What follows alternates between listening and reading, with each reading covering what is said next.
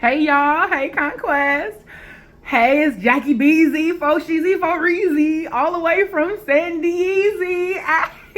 I am on location in not so sunny San Diego on a work trip, but I wanted to make sure that I hurried up and got my video to you all. So I'm just gonna go through and tell y'all about what's gonna happen in this game. So for this game, I am one going to approach this game with a winner's mindset. I am very much a social player. I love meeting people, socializing with people, talking to people. And you do have to have a strong social sense of awareness in these games to win, but that has not helped me win. So I need to figure out how I'm going to increase my ability to play well enough to get to the end and persuade people to say that I should be the overall conquistador, whatever the word is. So this approach is, while still being social, I'm definitely going to be more mentally aware of what is happening in the game around me, if at all possible, so that way I can move and maneuver through the votes, remaining safe, remaining on the right side of the votes, maybe strategizing and orchestrating a little bit of something here and there, but mostly my overall approach, with all seriousness this time, is to make it to the end. So I think that, I guess that's not an approach, that's a goal. So my approach would be to take this one vote at a time. Who are the important players during that particular vote, right? What do I have on my side? Who do I have on my side? And then will those people help me in the next vote, if that makes sense? So this approach for sure is going to be a week by week thing. I'm gonna tell you something about advantages and disadvantages.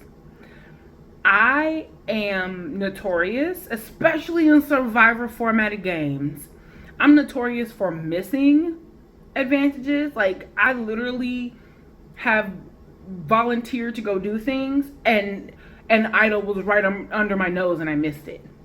Or I have been blessed with the advantage and didn't use it.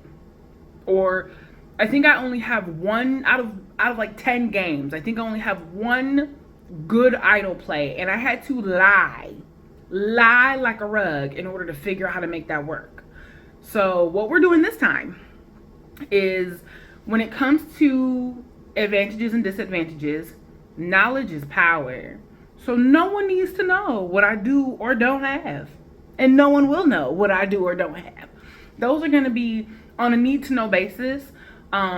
I know that you need to, I know also that knowledge is currency in these games. So you give, I give kind of thing. Or if you want me to give you something, you got to give me something in return. I'm very much like, I'm not giving anything out. If someone offers information to me, that's great. The only thing that I can offer you in exchange is a good for you. Well, that's awesome. Heart. Oh wait, no, I've been doing this half millennial, half Gen Z. Heart. Good for you. I support you, bro or sis or they, them, who, whatever you identify as. But I might have to keep my advantages and disadvantages cards held very close to my chest. I will tell you everything. I'll tell you what color my baby's poop was, but you will not know if I have an idol that I can take all the way to the final 5.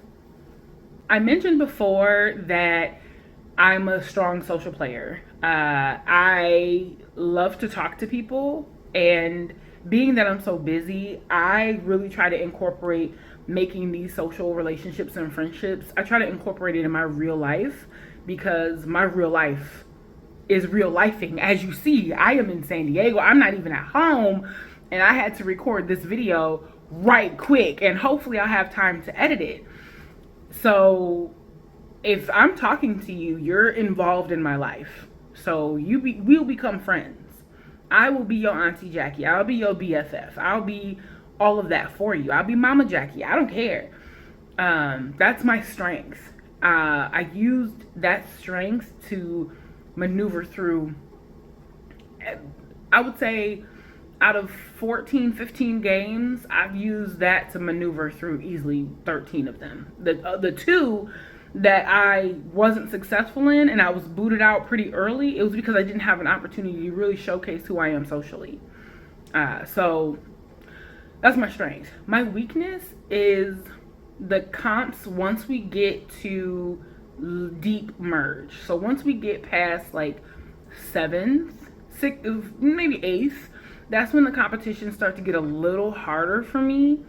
Those are going to be things that require a little bit more brain power than I have. I'm good at puzzles, I'm good at following directions, but then once we start to get to deeper, more trivia or memory based, I'm going to struggle, and I don't want anyone to know that. I think this time I'm going to keep that to myself. I'm not going to let anyone know what my strengths or weaknesses are. I'll just step forward if I know that I'm confident in it. But for the most part, I'll just let the pack move the way the pack's gonna move, if that makes sense. I'm looking forward to definitely seeing who the cast is and seeing who I jive with and who I can connect with.